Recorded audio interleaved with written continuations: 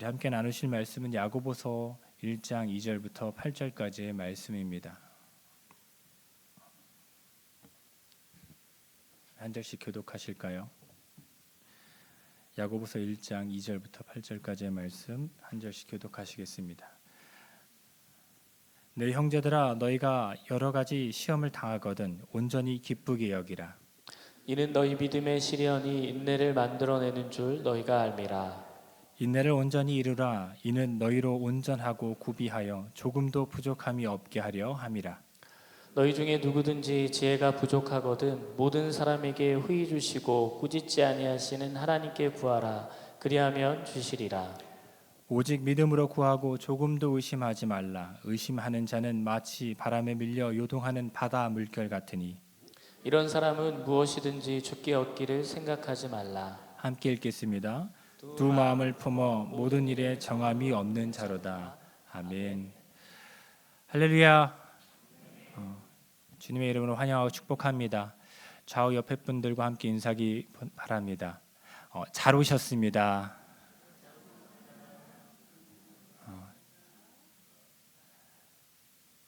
잘 오셨습니다. 우리 함께 나눌 말씀은 야고보서입니다. 이 말씀을 준비하면서 많은 기도를 하고 또 많은 생각을 했던 것 같습니다. 어떻게 하면 우리가 이 말씀을 잘 나눌 수 있을까? 또 이 세상을 살아가면서 우리에게 가장 필요한 말씀이라고 저는 이 말씀을 정하게 되었는데요.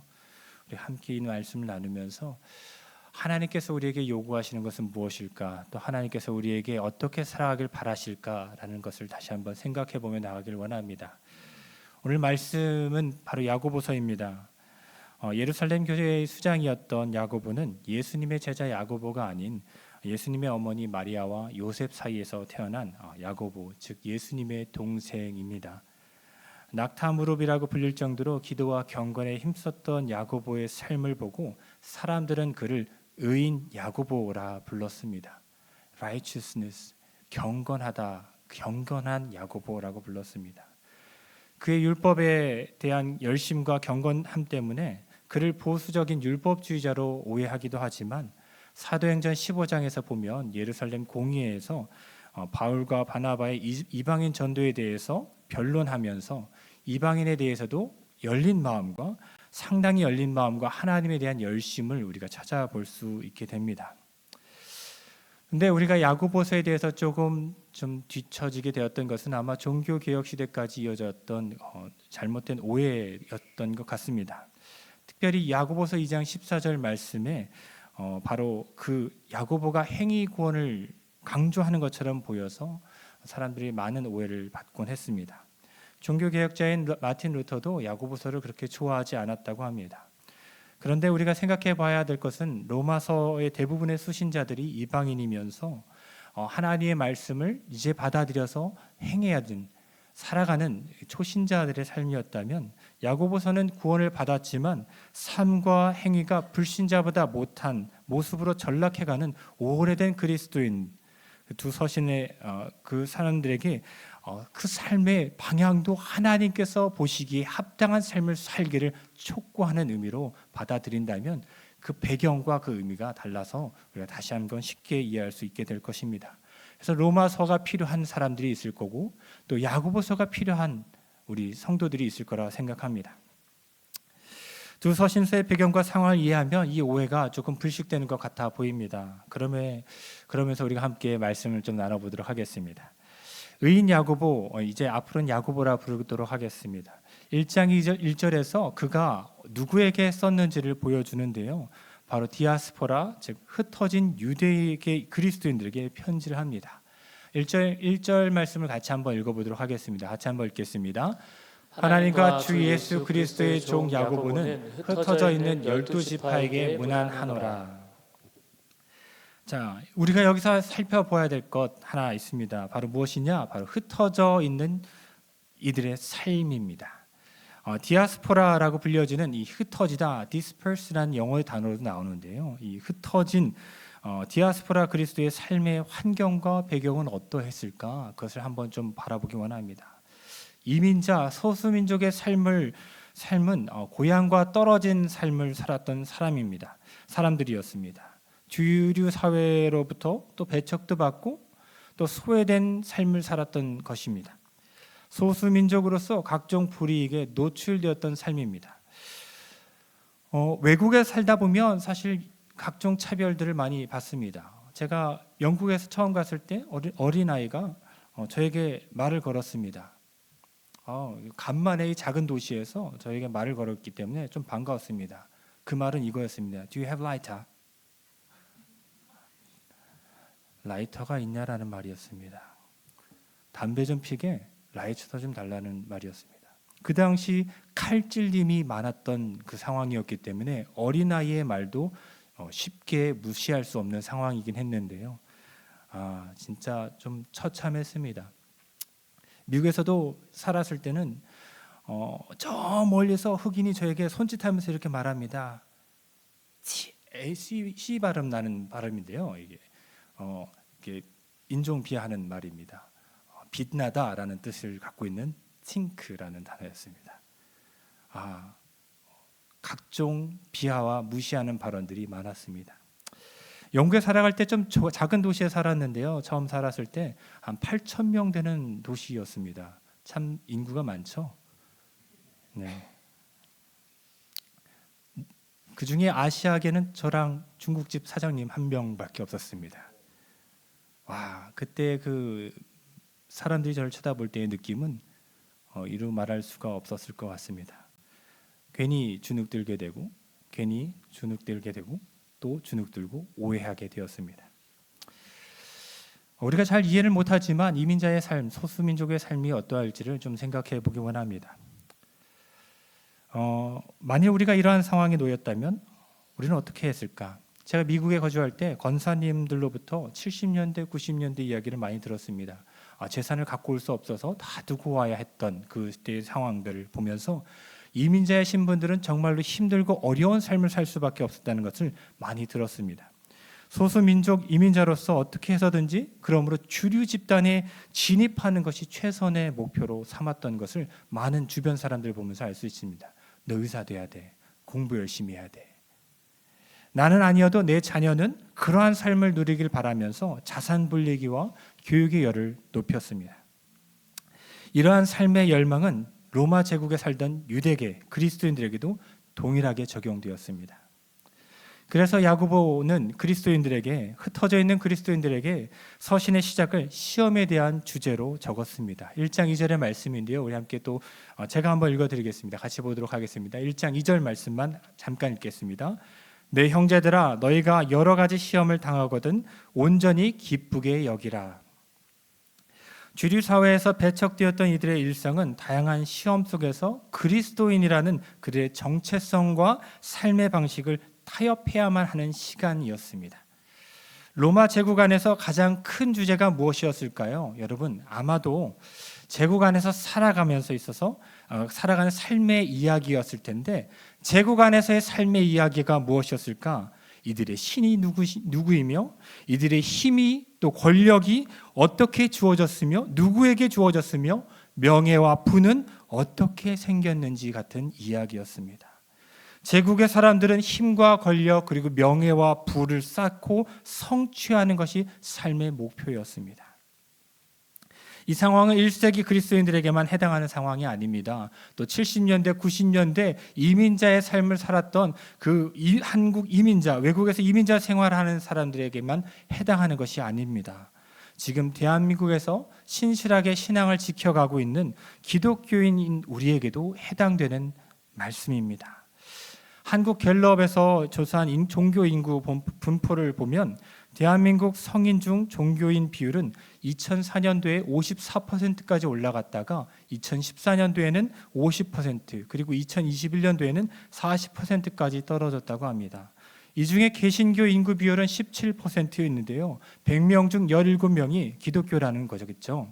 그리고 6명이 무교입니다.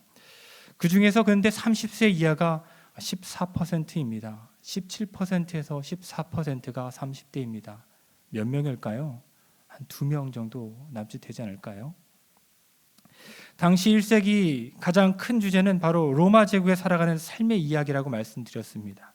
바로 로마 제국에서 힘과 권력을 어떻게 얻었는지, 부와 명예는 어떻게 얻고 살아가는 것인지, 그것이 가장 큰 주제였습니다. 그러므로 부와 명예와 권력과 가진 사람들을 부러움의 대상으로 바라보았고 닮고 싶은 존재로 삼았으며, 이를 갖지 못한 사람들은 이것을 갖기 위해서 분발하는 삶을 살았고 이들처럼 살아가는 것이 전부였던 삶을 살았다는 것을 우리가 생각해 보길 원합니다. 지금 현재도 마찬가지입니다. 우리의 삶의 대부분의 이야기가 동산과 부동산의 이야기로 흘러갑니다. 그렇죠? 동산과 부동산.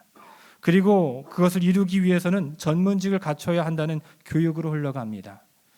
그래서 이미 앞선 이들과의 소득 격차를 줄이는 방법에 대해서 골똘히 골몰하고, 또 그리고 아직 뒤처진 이들과 더 많은 격차를 내는 것이 가장 큰 주제입니다. 만약 이 시대의 가장 중요한 주제가 이런 것들이라면 우리가 사는 시대 1세기 로마 제국 시대와는 크게 다를 바 없는 삶일 것입니다. 동일한 가치관을 가지고 살아간다고 말할 수 있습니다. 동일한 삶의 우선순위가 작용되는 시대를 우리가 살아가고 있다고 제가 말씀드릴 수 있습니다. 그리고 우리는 그리스도인으로서 이러한 가치관과 정체성에 우리의 일상은 매일 시험과 테스트를 받고 있다는 말로 이해할 수 있습니다. 그렇다면 지금 이 시대를 살아가는 우리에게 가장 필요한 말씀은 야고보서이겠다라는 결론으로 우리 이 말씀을 나누기 원합니다. 야고보는 세상에 흩어진 그리스도인들의 일상에서 마주하는 그리스도인이라는 자신들의 정체성이 뒤흔들 만한 시험을 마주하고 있다는 것을 잘 알고 있었습니다. 그런데 그가 우리에게 하는 말은 그때 너희는 기뻐하라, 온전히 기뻐하라고 말합니다. 그가 이렇게 말할 수 있었던 이유는 무엇일까? 비록 그리스도인이라는 우리의 정체성이 매일 시험당하고 있지만 우리는 이 시험을 선용할 줄 알기 때문에 그가 이렇게 온전히 기뻐하라고 말한 것입니다. 우리가 이 시험을 당하고 있지만 우리는 이 시험이 우리를 더 깊은 믿음에 가진 성숙한 그리스도인으로 이끌 것을 잘 알고 있었기 때문에 우리에게 이 말을 전해준 것입니다. 2절과 3절 말씀을 다시 한번 같이 읽어볼까요? 같이 읽겠습니다. 시작. 내 형제들아, 너희가 여러 가지 시험을 당하거든 온전히 기쁘게 여기라. 이는 너희 믿음의 시련이 인내를 만들어내는 줄 너희가 알미라. 이 테스트라는 시험은 우리의 믿음이 검증되는 과정으로 야고보는 이해했습니다. 여러 가지 테스트, 죽을 만한 고난과 고통이 핍박이 야고보가 이 서신을 쓸 때에는 펼쳐지진 않았습니다. 그러나 매일 정체성을 흔드는 일들, 일상에서 우리가 선택해야 되는 것들, 두 가지 갈래 속에서 어떠한 것을 선택해야 될까? 그것이 그리스도인이라는 정체성을 지키는 것일까에 대한 고민과 일상에 대한 테스트들이 매일매일 벌어지고 있는 상황에서 이 테스트들은 우리의 믿음이 한 단계 더 성숙해지는 과정을 그것을 이해를 했습니다. 그리고 이 과정에서 우리는 인내라는 열매를 맺게 된다는 것을 말하고 있습니다. 4절 말씀 우리 함께 또 읽겠습니다. 같이 읽겠습니다. 인내를 온전히 이루라. 이는 너희로 온전하고 구비하여 조금도 부족함이 없게 하려 함이라. 야고보는 4절에서 인내를 온전히 이루라라고 또 전합니다. 여기서 온전히 이루라라는 말은 처음부터 끝까지 하는 이 기간, 이 시간적 의미로 사용하였습니다. 또한 이 문장의 그리스어 원문을 보게 되면 한 가지 흥미로운 점이 발견되는데요. 그것은 바로 온전히, 즉 처음부터 끝까지 행하는 그 주체, 주어를 바로 이 인내를 사용했다는 것입니다. 어떤 사람이 주체가 아니라 인내를 주체로, 주어로 사용했습니다. 휘포문의 the steadfastness라는 그 단어를 사용했습니다. 그러니까 이 문장을 직역하면 이렇습니다. 인내야, 지금 너의 일을 끝까지 마쳐라 라는 말로 전하고 있습니다. 그러므로 인내가 자신의 일을 끝까지 마쳐야 된다는 말은 우리가 그리스도인으로서 살아내려는 이 정체성을 계속해서 지키려는 마음을 먹는 것으로 끝나는 것이 아니라 그 마음 먹음이 곧 시작이라는 것을 의미합니다. 징글징글하죠. 그때부터 이 선한 일이, 이 성숙의 일이 시작되어 가고 있다는 것을 의미합니다. 그러므로 우리는 이 인고의 시간을 견뎌내야 한다는 사실을 발견하게 됩니다. 이때부터 우리는 그리스도인으로서의 정체성을 내려놓게 되는, 그렇게 만드는 시험들을 끊임없이 경험하게 될 것입니다. 저도 이런 시험 싫습니다. 그러나 결말을 알고 본다면 하나님께서 우리에게 베푸시고 인도하신 그 계획이 있고 그 결과가 있다는 것을 믿고 나간다면 이것도 곧 사라지고 우리의 성숙함을 더해줄 줄 믿습니다. 그 시험이 나와 가장 친한 사람의 말과 행동으로 찾아올 때도 있습니다. 때론 우리가 곤혹스러운 결단을 내리도록 만드는 상황일 수도 있습니다. 저는 정말로 최악의 남자 유형을 갖고 있습니다. 전 교회에서도 무릎을 기어 다닌다라고 집에서 해야 될 정도로 죄 많은 남자입니다. 그 중에 최악의 남자, 여러 여성분들에게 질문하실 때 어떤 남자 우선순위 보니 외모라고 하고, 또 관대한 마음, 또 대화를 어떻게든 나눌 수 있는 사람, 이렇게도 말하지만 최악의 남자에서 누구에게나 다 친절한 남자.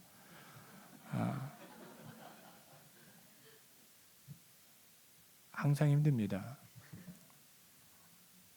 어떻게 해야 될까? 맨날 혼나지만 항상 젠틀하고 그렇게 하려고 노력합니다만 운전할 때 좀 바뀌는 것 같습니다.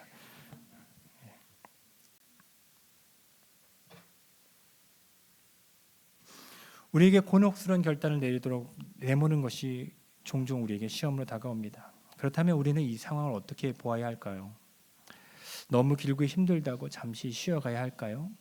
그렇게 생각했었지만 지난주 주일 설교를 들으면서 우리의 마음은 한 방향으로 흐를 수밖에 없는데, 잠시 멈춰 있는 건 있을 수가 없는데, 그렇다면 계속해서 그 방향으로 나아가야겠다라는 생각을 또 하게 되었습니다. 분명한 것은 우리가 갖춰야 할 관점, 생각이라고 하는 것은 잠시 쉬어갈까? 잠시 멈출까? 그렇게 하나님께서 우리에게 요구하지는 않으실 거라 생각이 듭니다. 야고보서 4절에서 온전하고 구비하여 너희가 조금도 부족함이 없게 하려 한다라는 말에서 이 온전하고 구비하여라는 의미를 좀 생각해 보기 원합니다. 처음과 끝이라고 하는 이 시간적 의미를 갖고 있는 온전이라는 단어와 필요를 구하여 채우는 필요의 온전함을 의미하는 이 구비하다라는 단어, 이 유사한 두 단어를 사용하여 우리에게 주어지는 것은 무엇일까? 바로 우리의 시험 상황 속에서 그 처음부터 끝까지 인내하여 성숙하고 온전한 필요한 것이 없을 정도로 풍성한 온전한 열매를 이루라는 것이 하나님께서 우리에게 요구하시는 말씀이라 저는 생각합니다. 하나님을 만나러 가는 길에서 우리는 이 하나님을 닮아가는 과정이 꼭 필요합니다. 하나님과 닮아가는 그 과정이 있어야지 하나님을 만났을 때 놀라지 않을 수 있습니다. 바울은 로마서 5장 3절부터 5절까지의 말씀을 통해서 이 인내의 연단을 통해서 발생하는 지극히 귀한 것을 언급하는데요. 인내의 결과 어떤 것이 있을까? 로마서 5장 3절부터 5절 말씀을 우리 함께 읽어보도록 하겠습니다. 띄워주실 수 있나요? 감사합니다. 잠깐 막간의 시간을 이용하여 로마서 5장 3절부터 5절 말씀 제가 읽어드리도록 하겠습니다. 다만 이뿐 아니라 우리가 환난 중에도 즐거워하나니 이는 환난은 인내를, 인내는 연단을, 연단은 소망을 이루는 줄 알미로다. 소망이 우리를 부끄럽게 하지 아니함은 우리에게 주신 성령으로 말미암아 하나님의 사랑이 우리 마음에 부은 바 됨이니라고 전합니다. 인내의 연단은 우리에게 소망을 이룬다 말합니다. 이 소망은 성령께서 우리 마음에 부어주신 하나님의 사랑이고 하나님의 계획이기 때문입니다. 야고보도 이러한 비슷한 말로 전합니다. 5절 말씀입니다. 5절 말씀 우리 함께 같이 읽겠습니다. 시작. 너희 중에 누구든지 지혜가 부족하거든 모든 사람에게 후히 주시고 꾸짖지 아니하시는 하나님께 구하라. 그리하면 주시리라. 하나님께서는 이 시험의 기간을, 지긋지긋한 시간을 온전히 우리 혼자만 보내려고 하지 않습니다. 온전히 우리 스스로의 힘으로만 견디라고 말하지 않습니다. 우리에게 이미 지혜를 주셨고 우리가 알기 때문에 그렇고요. 이 세상을 능히 시험으로 이길 지혜가 부족하다고 우리가 느낄 때 우리는 부족함 없이 풍성히 주신 하나님께 구하라고 전하고 있습니다. 5절에서 우리가 두 가지를 알 수 있는데요. 한 가지는 것입니다. 구하는 자들에게 꾸짖지 않고 풍성히 주시는 하나님의 성품입니다. 우리가 믿고 따르는 분은 언제나 어디서나 그분을 구할 때 절대로 외면하지 않으시는 분임을 우리에게 확증하여 주시는 말입니다. 이것이 가장 중요한 이유는 무엇이냐? 내가 지은 죄 때문에 내가 스스로 자격 없다라고 생각할 때가 너무나도 많습니다. 저도 항상 그렇습니다. 내가 하나님을 부를 자격이 없고 내가 이렇게 서도 되나, 내가 이곳에 와도 되나 하는 생각을 끊임없이 합니다. 그럼에도 불구하고 하나님께서 우리에게 주시는 것은 이 말씀을 붙잡고 하나님을 부를 수 있는 용기가 없다 하더라도 내가 구하면 내 스스로가 아무런 가치가 없다 여긴다 할지라도 너에게 주시겠다는 약속을 하시고 계신다는 것을 우리가 다시 한번 기억하길 원합니다. 또 다른 것은 바로 지혜입니다. 여기서 지혜는 우리로부터 출발하는 것이 아니라 하나님으로부터 내려오는 선물임을 우리가 알 수 있습니다. 야고보서 1장의 내용은 사실 2장부터 5장까지의 내용의 서론의 내용에 같습니다. 그러니까 2장부터 5장까지 나온 모든 내용들이 1장에 다 총체적으로 언급되어진다는 것을 우리가 알 필요가 있습니다. 특히 이 지혜에 대해서 야고보서 3장에 대해서 말을 하는데요.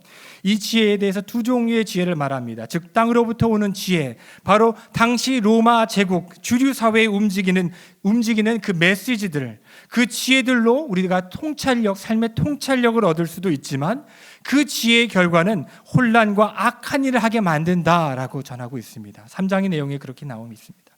그러므로 너희는 그보다 더 중요한 지혜를 구하라라는 것이 그 메시지입니다. 그렇다면 이 지혜는 어떠한 것이냐? 방금 말한 하나님으로부터 오는 지혜를 말하고 있습니다. 그 지혜는 그런데 무엇일까? 우리가 다시 한번 그 힌트를 구할 때요. 누가복음 11장 말씀에서 찾을 수 있습니다. 누가복음 11장 내용은 바로 예수님께서 제자들에게 기도를 가르치신 후에 하나님께 구하고 찾고 두드릴 때 하나님께서 성령을 주신다는 내용을 담고 있습니다. 누가복음 11장 9절과 13절 말씀 우리 함께 같이 읽겠습니다. 같이 한번 읽어볼까요? 시작. 내가 또 너희에게 이르노니 구하라 그러면 너희에게 주실 것이요 찾으라 그러면 찾아낼 것이요 문을 두드리라 그러면 너희에게 열릴 것이니 너희가 악할지라도 좋은 것을 자식에 줄 알거든 하물며 너희 하늘 아버지께서 구하는 자에게 성령을 주시지 않겠느냐 하시니라. 너희가 구할 때 성령을 주시겠다라고 말씀하십니다. 너희 하늘 아버지께서 구하는 자에게 성령을 주시지 않겠느냐라고 말합니다. 그러므로 우리가 이 세상에 살면서 절대로 빠뜨리지 말아야 할 것은 하나님께 믿음을 구하는 지혜, 즉 성령님을 구하는 삶을 살아야 된다는 것입니다. 누가는 이 지혜를 성령님으로 언급했다면 야고보는 이 성령님을 지혜로 언급해서 풀고 있습니다. 우리에게 지혜로 오신 성령님, 이 성령님 우리가 항상 모셔드리기 원합니다. 아멘이십니까? 데살로니가 전서 5장 19절 말씀에 너희가 성령을 소멸하지 말라라고 말합니다. 그런데 이 성령을 주시는 그 성령께서 우리에게 찾아오셔서 우리에게 지혜의 말씀을 하시는데 성령께서 찾아오셨을 때 한 가지 야고보 사도가 우리에게 요청합니다. 어떠한 요청을 하냐? 그것은 바로 주류 사회에서 주는 지혜, 우리가 삶을 살아갈 수 있지만 그 끝이 악함을 행하게 하고 악한 곳으로 끝나는 그 지혜가 아니라 성령께서 주시는 지혜 가운데서 의심하지 말라는 것입니다. 의심하지 말라는 것입니다. 그 둘 사이에서 의심하고 요동하지 말라는 말을 우리에게 전하고 있습니다. 6절부터 8절까지의 말씀인데요. 같이 한번 또 읽겠습니다. 같이 읽겠습니다. 오직 믿음으로 구하고 조금도 의심하지 말라. 의심하는 자는 마치 바람에 밀려 요동하는 바다 물결 같으니 이런 사람은 무엇이든지 주께 얻기를 생각하지 말라. 두 마음을 품어 모든 일에 정함이 없는 자로다. 아멘. 8절 말씀에 두 마음, 그리스어로는 디퓨코스라는 단어인데요. 둘로 나뉘다, 더블 마인디드라고 합니다. 갈라진 마음을 말합니다. 하나님의 지혜, 성령께서 우리에게 말씀하시지만 세상이 주는 지혜 사이에서 갈팡질팡하지 말라는 것입니다.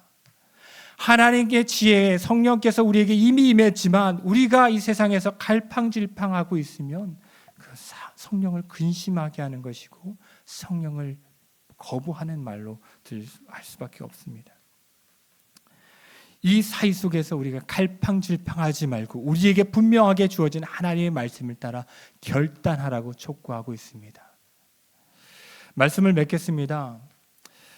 이제 우리를 돌아보길 원합니다. 우리 자신을 바라보면서 이 주류 사회에서 원하고 무엇을 말하고 무엇이 언급되는지 저보다 여러분들이 너무나도 잘 알 것입니다. 저보다 사람들을 더 많이 만나잖아요. 우리가 성령을 받았지만 그분의 말을 신뢰하지 못하고 세상의 것에 흔들린다면 우리에게 이미 지혜가 주어졌으나 그 지혜를 무시하여 소멸하는 것과 같습니다. 그 지혜의 효력을 신뢰하지 못한다면 우리의 삶은 8절의 말씀처럼 안정감 없는, 두 마음을 품어 모든 일에 정함이 없는 그 삶을 살아갈 것입니다. 우리가 하나님을 믿어 구원을 받았다고 말하면서도 우리의 삶에 항상 이렇게 wobbly, 흔들리는 그 삶을 살아갈 수밖에 없는 것. 그러한 삶을 살 수밖에 없습니다. 우리가 매일 기도를 하면서 하나님께서 주시는 그 응답을 다시 한번 귀담아 듣고 그 말씀을 따라가길 원합니다. 그리고 그 삶을 계속해서 인내하며 나가길 원합니다. 누가복음 7장 15절 말씀에 좋은 땅에 있다는 것은 착하고 좋은 마음으로 말씀을 듣고 지키어 인내로 결실을 하는 자니라 라는 말씀을 우리가 기억하며 나가길 원합니다.